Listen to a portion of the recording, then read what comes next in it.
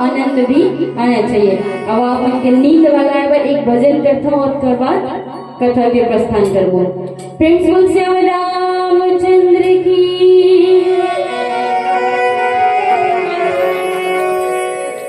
तोरे दर्शन ठोके में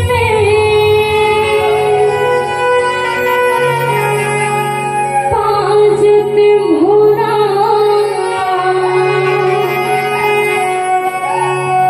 हरि मात संगंगा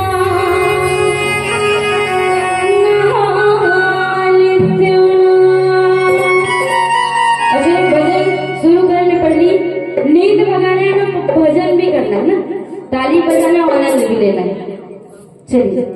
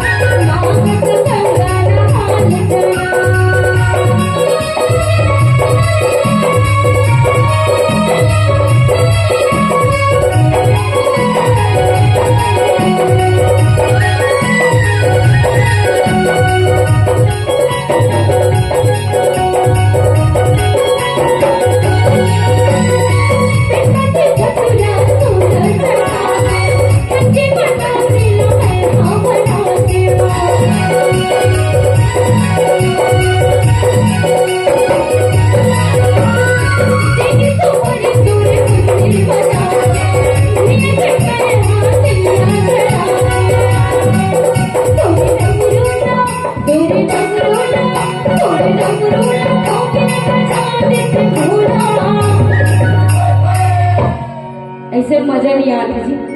कबर की मरीज में गाथा आप मन एकदम उंघावत है ना, तो मोर साथ आप मने भी गाने का बोलना है। कुछ मत बोल, माँ का संगंगा नहा लेते हैं करके बोल, ठीक है? तैयार हो? तोरे दर्शन ठोके नंबर पाजत भोला, तोरे दर्शन ठोके नंबर पाजत भोला,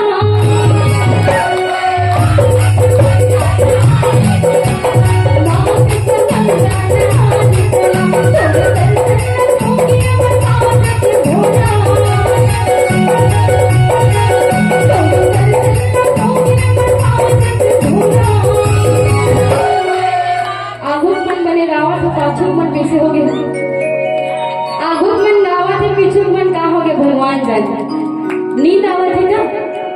मैं सुने हूँ जिन गाँव नवधा रामायण होते ना वो गाँव में सुनबे नहीं करते। ये सही बात है कि नहीं? जिन गाँव में भगवान श्री राम जी का चरित मानस होते ना वो गाँव में सुनबे नहीं करते, जागते नहीं। और उठा बैठे बैठे उठावत रहता है, कैसे करूँ? तो जिन ताली की बजाय भजन नहीं आते कर में का हो जाता ये लगे